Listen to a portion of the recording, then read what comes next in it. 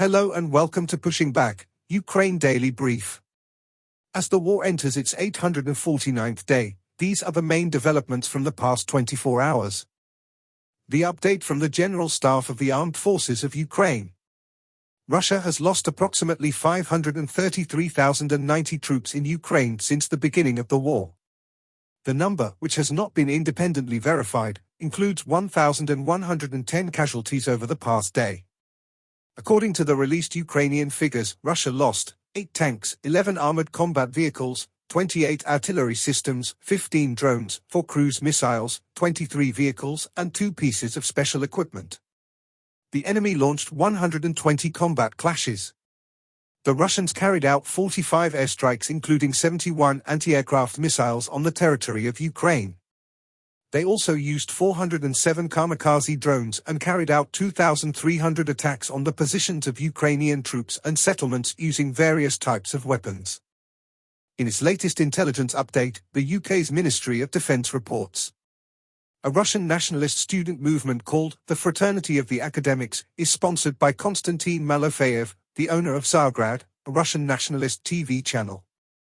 The fraternity believes in Russian dominance on a global scale and has organized military training with some members fighting in Ukraine. This movement shows there is a group in Russia that supports a more aggressive approach to the war and the West, potentially impacting the future of the Russian government. In its latest intelligence update, the Institute for the Study of War. Russian President Vladimir Putin continues to invoke nuclear threats as part of his ongoing information campaign to discourage further Western support for Ukraine and undermine the international community's efforts to cohere its strategic vision for defeating Russia's war of conquest against Ukraine.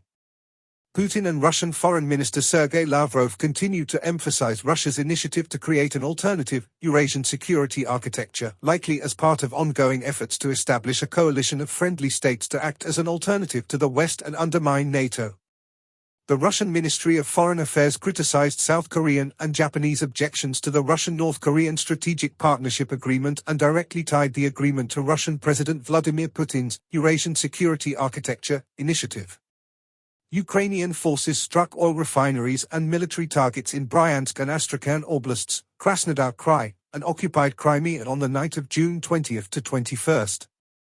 Moscow State University announced on June 21 that it has opened enrollment for a master's program on strategic communications, information, and hybrid wars under the guidance of Russian ultranationalist and former State Duma deputy Zakar Pryalpin and other select Duma deputies.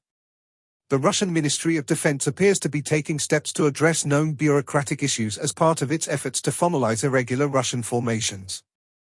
An investigation by Russian opposition outlet Verstka highlights how Russia is importing Russian judges to serve in courts in occupied Ukraine, supporting Russian efforts to control the judiciary while also providing a convenient cover for the resettlement of Russian citizens into occupied Ukraine. Russian forces recently advanced southeast of Kupiansk, southwest of Svatov, and west and southwest of Donetsk city. In Zelensky's nightly video he spoke about 3 areas. Firstly, European Union accession progress. Ukraine has made significant strides towards joining the European Union with the approval of a negotiating framework and the initiation of accession negotiations. This historic achievement underscores Ukraine's commitment to European values and its place in a united Europe.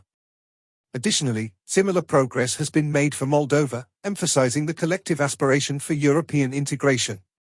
Secondly, international cooperation and support. He expressed gratitude to international allies, particularly Poland, for their support in defense, EU integration efforts, and global peace initiatives like the Peace Summit. The ongoing collaboration with Poland includes preparation for the NATO summit and efforts to involve more countries in the pursuit of peace. Lastly, military resilience and national pride. The situation on the front lines, especially in the Kharkiv and Donetsk regions, remains critical, with Ukrainian forces demonstrating resilience and courage against Russian attacks.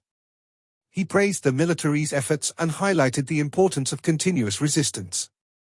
Additionally, national pride was bolstered by the Ukrainian national team's success, symbolizing the broader struggle and determination for victory. Ukraine's First Lady, Olena Zelenska, took part in the opening of the complete medical complex Superhuman Center Lviv. She noted the work of the Prosthetics and Rehabilitation Center. The center will provide a full cycle of assistance to patients with amputated limbs, from psychological support, prosthetics and rehabilitation to reintegration into civilian life. Thanks for following today's updates. Please don't forget to like and subscribe for more content. We'll return tomorrow with the latest news on the ongoing conflict.